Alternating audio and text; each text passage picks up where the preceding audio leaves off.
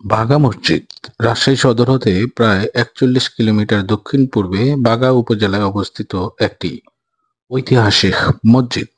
সুলতান নাসিরউদ্দিন নুসরাত শাহ ১৫২৩ খ্রিস্টাব্দে মসজিদটি প্রতিষ্ঠা করেন। মসজিদটি ১৫২৩ থেকে ১৫২৪ সাল হিজরি ৯৩০ হুসেন শাহী বংশের প্রতিষ্ঠাতা আলাউদ্দিন শাহের পুত্র সুলতান নুসরাত শাহ নির্মাণ করেন।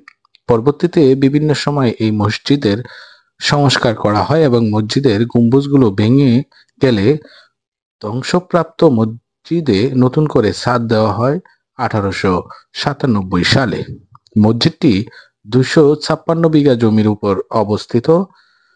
সমভূমি থেকে ৮ থেকে ১০ ফুট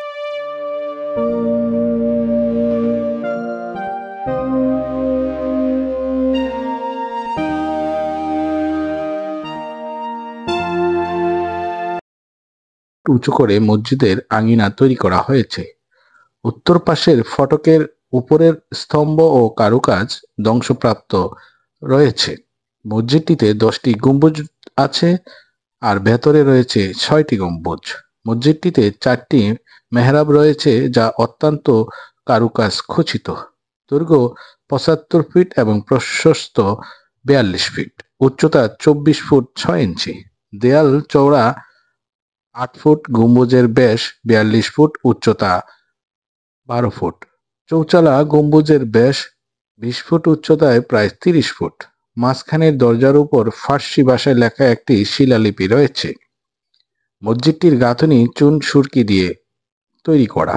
ভেতরে এবং বাইরের দেয়ালে মেহরাব ও স্তম্ভ রয়েছে। বাঘা মসজিদের দৈর্ঘ্য ২২.৯২ মিটার, প্রস্থ ১২.১৮ মিটার এবং উচ্চতা ২৪.৬ ইঞ্চি। এর দেয়াল ২.২২ মিটার পুরু। মসজিদটিতে সর্বোচ্চ ১০টি গম্বুজ, ৪টি মিনার যার শীর্ষদেশ গম্বুজ আকৃতির এবং ৪টি প্রবেশদ্বার রয়েছে। এই মসজিদটির চারদিক থেকে প্রাচীর দিয়ে ঘেরা এবং প্রাচীরের দুই দিকে ২টি প্রবেশদ্বার রয়েছে। মসজিদের ভিতরে বাইরে সর্বত্রই টেরাকোটার নকশা রয়েছে। মসজিদের পাশে অবস্থিত বিশাল দিঘিও একটি দর্শনীয় স্থান। এছাড়া বাগা মসজিদের পাশেই রয়েছে একটি মাজার।